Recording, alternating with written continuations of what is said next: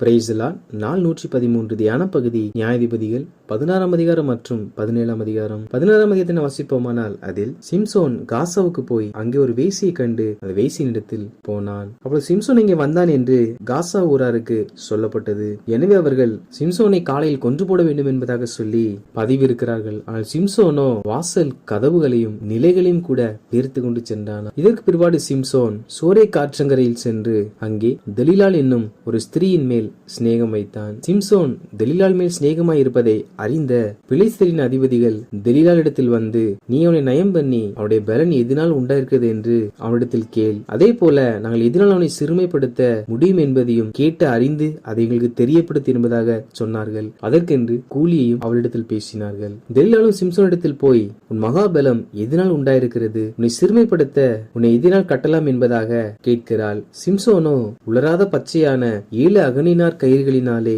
என்னை கட்டினால் நான் வளர்ச்சியமாகி மற்ற மனுஷனை போல் ஆவேன் என்பதாக சொன்னான். அப்போது பெலிஸ்தரின் அதிபதிகள் உலராத பச்சையான 7 அகனினார் கயிறுகளை அவளிடத்தில் கொண்டு வந்து கொடுத்தார்கள். அவள் அவைகளினால் சிம்சோனை கட்டி, சிம்சோனை பெலிஸ்தர் உண்மையில் வந்துவிட்டார்கள் என்பதாக சொன்னார். சிம்சோனை கொல்லும்படிக்காக பெலிஸ்தர்கள் அவள் வீட்டிலே பதிவிருந்தார்கள். சிம்சோனோ சணல் நூலானது நெருப்பு பட்ட பொழுது எப்படி இற்று போகுமோ அதே போல இந்த கயிறுகளை அறுத்து போட்டான். அப்பொழுது தெலீலாள், இதோ என்னை பரியாசம் பண்ணி எனக்கு பொய் சொன்னாய், இப்பொழுதும் எதனால் கட்டலாம் என்று எனக்கு சொல்ல வேண்டும் என்பதாக மறுபடியும் கேட்கிறாள். அப்பொழுது சிம்சோன், இதுவரைக்கும் ஒரு வேளைக்கும் வழங்காது இருக்கிற புது கயிறுகளால் என்னை இறுக கட்டினால் நான் பலட்சியமாகி மற்ற மனுஷனை போல ஆவேன் என்பதாக சொல்லுகிறான். அப்பொழுது தெலீலாள் புது கயிறை வாங்கி அதை கட்டி சிம்சோனை பெலிஸ்தர் மேல் வந்துவிட்டார் என்பதாக சொன்னார். பெலிஸ்தரின் அதிபதிகள் தெலீலாள் வீட்டிலே பதிவிருந்தார்கள். சிம்சோனோ அந்த கயிறுகளை ஒரு நூல் போல அறுத்து போட்டான். 3வது விசையாக தெலீலாள் சிம்சோனை பார்த்து, இதுவரைக்கும் என்னை பரியாசம் பண்ணி எனக்கு பொய் சொன்னாய், உன்னை எதனால் கட்டலாம் என்று எனக்கு சொல்ல வேண்டும் என்பதாக மறுபடியும் கேட்கிறாள். அப்பொழுது சிம்சோன், என் தலைமயிரின் 7 ஜடைகளை நெசவு நூல் பாவோடு பின்னிவிட்டால் ஆகும் என்பதாக சொல்லுகிறாள். அப்படியே அவள் செய்து அவைகளை ஆணி அடித்து சிம்சோனை பெலிஸ்தர் உண்மையில் வந்துவிட்டார் என்பதாக சொன்னார். சிம்சோனோ நித்திரை செய்து கொண்டிருந்தவன் எழும்பி இந்த ஆணியையும் நூல் பாவையும் கூட பிடுங்கி கொண்டு போனான். அப்பொழுது தெலீலாள், உன் இருதயம் என்னோடு இராதிருக்க உன்னை சிநேகிக்கிறேன் என்று நீ எப்படி சொல்லலாம்? 3 விசை என்னை பரியாசம் பண்ணினான் என்பதாக சொன்னாள். இப்படி அவள் தினம் தினம் தன் வார்த்தைகளினாலே நெருக்கி அலட்டி கொண்டிருக்கிறதினால் சாகத்தக்கதாக அவன் ஆத்துமா விசனப்பட்டது. அதாவது ஒவ்வொரு முறையும் சிம்சோன் அன்பான வார்த்தைகளை பேசினாலும் இவளோ, நீ இனிமேல் எங்கே அன்பா இருக்கிறாய், நீ இடத்தில் பொய் சொன்னால் என்று சொல்லி அந்த வார்த்தையை சொல்லி சொல்லி சிம்சோனுடைய இருதயத்தை காயப்படுத்தினாள். இப்படி அவள் தினம் தன்னை அலட்டி கொண்டபடியினால் சிம்சோன் தன் இருதயத்தை எல்லாம் அவளுக்கு வெளிப்படுத்தி, சவரகன் கத்தி என் தலையின் மேல் படவில்லை, நான் என் தாயின் கர்ப்பத்தில் பிறந்தது முதல் தேவனுக்கென்று நசரேயனானவன், என் தலை சிரைக்கப்பட்டால் என் பலம் என்னை விட்டு போம், அதனாலே நான் பலட்சியமாகி மற்ற எல்லா மனுஷரை போலும் ஆவேன் என்று அவளிடத்தில் சொன்னான். ஒரு நாளும் தேவ பிள்ளைகளாகிய நாம் நம்முடைய பலவீனம் என்ன என்பவற்றை குறித்து யாரிடத்திலும் சொல்லக்கூடாது. தெலீலாள் என்பவள் சிம்சோனுடைய மனைவி அல்ல. அவள் பணத்திற்காக எதையும் செய்வாள். அவன் தன் இருதயத்தை வெளிப்படுத்தினதை அறிந்தவுடன் தெலீலாள் பெலிஸ்தியாவின் அதிபதியிடத்தில் சென்று காரியங்களை அறிவிக்கிறார். அவள் அவனை தன் மடியிலே நித்திரை செய்ய பண்ணி ஒருவனை அழைத்து அவன் தலைமயிரின் 7 ஜடைகளையும் சிறைப்பித்து அவனை சிறுமைப்படுத்த தொடங்கினாள். அவன் பலம் அவனை விட்டு நீங்கிற்று. காரணம் என்னவென்றால் அவன் தேவனுக்கென்று நசரேயனானவன். இவன் தன் முடியை ஒரு நாளும் சிறைக்க கூடாது. இவனோ ரகசியத்தை வெளிப்படுத்தினது நிமித்தமாக என்னை பலட்சியமாக்க இவனுடைய தலைமயிரானது சிறைக்கப்பட்டது. அந்த சமயத்திலும் தெலீலாள், சிம்சோனே பெலிஸ்தர் மேல் வந்து விட்டார்கள் என்றால் அவன் நித்திரை விட்டு எழுந்து கர்த்தர் தன்னை விட்டு விலகினதை அறியாமல் எப்பொழுது போல உதிரி போட்டு வெளியே போவேன் என்பதாக சொன்னான். நடந்த காரியம் என்னவென்றால், பெலிஸ்தர் அவனை பிடித்து அவன் கண்களை பிடுங்கி அவனை காசாவுக்கு கொண்டு போய் அவனுக்கு 2 விலங்கு போட்டு சிறைச்சாலையிலே மாவரைத்துக் கொண்டிருக்க வைத்தார்கள். இதில் கர்த்தர் சிம்சோனை விட்டு விலகினதை அவன் அறியவில்லையாம். கர்த்தர் ஒரு மனிதனை அபிஷேகம் பண்ணும் பொழுது அநேக அடையாளங்கள் அதற்கு காணப்படும். ஆனால் கர்த்தர் ஒரு மனிதனை விட்டு விலகுவார் என்றால் அது யாருக்கும் தெரியாது.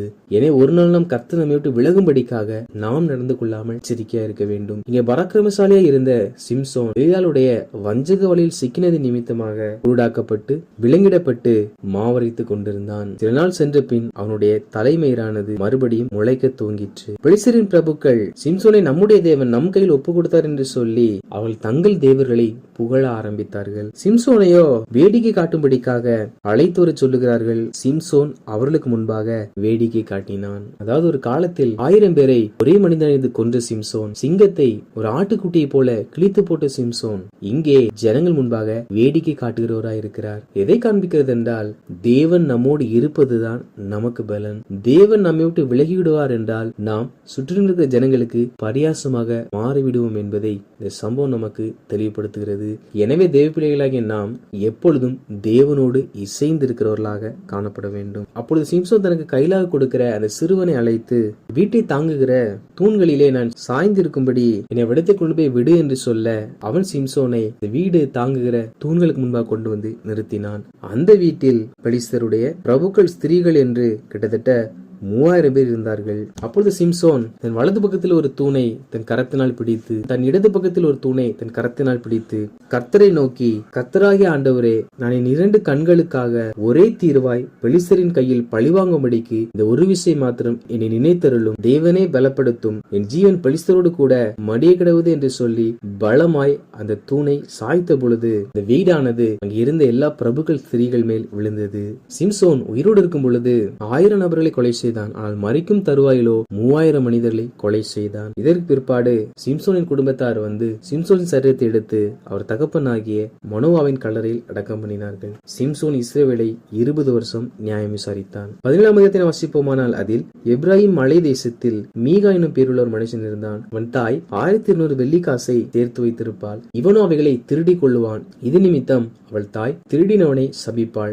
இவனோ நான் தான் எடுத்தேன் என்பதாக சொல்லி தன் தாயிடத்தில் சொல்ல, அவன் தாயோ, என் மகனே, நீ கர்த்தரால் ஆசீர்வதிக்கப்படுவாய் என்பதாக சொன்னாள். அவன் இந்த பணத்தை தன் தாயிடத்தில் கொடுக்க, அந்த தாயோ இந்த வெள்ளி காசை மகனுக்காக கர்த்தருக்கு என்று நியமித்திருந்தாலாம். எனவே அவனிடத்தில் கொடுத்த பொழுது அவனோ அந்த வெள்ளி காசை தன் தாயிடத்திலே கொடுக்கிறான். அவள் தாயோ அதை தட்டானிடத்தில் கொடுத்து ஒரு சுரூபத்தையும் விக்கிரகத்தையும் உண்டு பண்ணி அதை தன் வீட்டில் வைத்தாள். மீகாவோ சுவாமிக்கு ஒரு அறை வீட்டை நியமித்து வைத்திருந்தான். அவன் ஒரு ஏபோத்தையும் சுரூபங்களையும் உண்டு பண்ணி தன் குமாரரில் ஒருவனை பிரதிஷ்டை பண்ணினான். இவன் அவனுக்கு ஆசாரியனானான். சுவாமிக்கு அறைவீடு என்றால் ஒரு ஜெப அறையை மீகா உருவாக்கினாராம். நாமும் கூட நம் இல்லம் கட்டும் பொழுது ஜெபிப்பதற்கு என்று ஒரு அறை வைத்து கட்டுகிறவர்களாய் காணப்பட வேண்டும். மேலும் இதில் வாசிக்கிறோம், மீகா தன் குமாரனை பிரதிஷ்டை பண்ணி அவனே ஆசாரியன் ஆக்கினானாம். இதில் மீகாவுடைய குமாரனுக்கு ஊழிய அழைப்பும் இல்லை, அவள் ஊழியம் செய்யபடி அழைக்கப்படவும் இல்லை.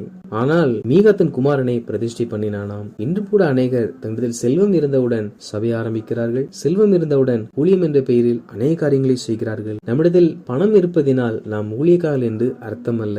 பணம் இருந்தால் அநேக ஊழியங்களுக்கு கொடுத்து நாம் தாங்கலாம். கர்த்தர் நம்மிடத்தில் நாம் ஊழியம் செய்யும்படி அழைத்தால் மாத்திரம்தான் நாம் தேவனுடைய ஊழியத்தை செய்கிறவர்களாய் காணப்பட வேண்டும். கர்த்தர் நம்மை அழைக்காமல் நம்மிடத்தில் திரளான ஆஸ்தி இருக்கும் என்றால் அதை நாம் அநேக ஊழியங்களுக்கு கொடுத்து தாங்கலாம். இவைகளை பின்பாக யூதாவில் உள்ள பெத்லகேமில் உள்ள ஒரு லேவியன் எங்கேயாகிலும் போய் தங்கும்படிக்காக பிரயாணப்படுகிறான். அவன் எப்ராஹிம் மலை தேசத்தில் இருக்கிற மீகாவின் வீட்டில் வந்து சேர்ந்தான். மீகாவை அவனை அழைத்து, எங்கே இருந்து வந்தாய் என்று விசாரிக்க, நான் யூதாவில் உள்ள பெத்லகேம் ஊரனாகிய லேவியன் எங்கேயாகிலும் போய் தங்க போகிறேன் என்பதாக அவன் சொல்லுகிறான். அப்பொழுது மீகா, நீ என்னிடத்தில் இரு, நீ எனக்கு தகப்பனும் ஆசாரியனுமாய் இருப்பாய்.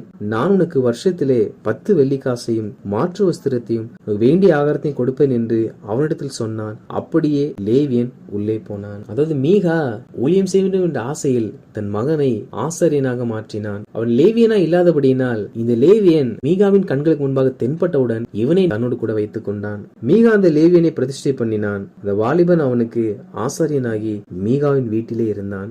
இவன் தேவனால் அழைக்கப்பட்ட லேவியன் ஆகும். என இவன் பிரதிஷ்டை செய்யப்பட்டு மீகாவோடு கூட இருக்கிறான். அப்பொழுது மீகா, எனக்கு ஆசாரியனாக ஒரு லேவியன் அகப்பட்டபடியினால் கர்த்தனுக்கு நன்மை செய்தார் என்று இப்பொழுது அறிந்திருக்கிறேன் என்பதாக சொன்னார். தேவனாய் கர்த்தர் நமக்கு நல்ல ஊழியக்காரர்களை கொடுத்திருக்கிறார். எதற்கென்றால் நாம் தேவனுடைய பாதையில் நடக்கவும் தேவனுடைய ஆசீர்வாதங்களை பெற்றுக்கொள்ளவுமே கர்த்தர் நியமித்திருக்கிறார். மெய்யாகவே சத்தியத்தை உபதேசிக்கிற ஊழியக்காரர்கள் நமக்கு தகப்பனாராய் கிடைத்திருப்பார்கள் என்றால் நிச்சயமாக அது நமக்கு கர்த்தர் செய்த மிகப்பெரிய ஒரு நன்மையான செயலாகும். காரணம், இந்த நாட்களில் அநேகர் சத்தியம் அறியாமல் கள்ள கள்ளத்தனமாக உபதேசிக்கிறவர்களாய் மாறிவிட்டார்கள். ஆனால் கர்த்தரோ நமக்கு நல்ல ஒரு ஆவிக்குரிய தகப்பனை கொடுத்திருப்பார் என்றால் நிச்சயமாக கர்த்தர் நமக்கு பெரிய நன்மை செய்திருக்கிறார். வாசித்த இந்த அதிகாரிகளின்படி கர்த்தர் ஜனங்களாகிய நாம் ஒரு நாளும் நம்முடைய பலவீனங்களை யாருக்கும் தெரியப்படுத்தாமல், நம் ஞானம் பலன் அல்ல, தேவனே நம்முடைய பலன் என்பதை உணர்ந்து ஒவ்வொரு நாளும் தேவனோடு இணைந்து நடந்து, அழைப்பு தரிசனம் இல்லாவிட்டால் பணம் இருக்கிறது நாம் ஊழியத்திற்குள் கால் வைக்காமல் தரிசனமுள்ள ஊழியக்காரர்களை தாங்கி தேவன் நமக்கு நல்ல ஊழியக்காரர்களை கொடுத்தபடினால் கர்த்தரை ஸ்தோத்தரிப்போம். கர்த்தர் தாமே தொடர்ந்து நம்முடைய வாழ்க்கையில் நன்மை செய்வாராக. ஆமேன்.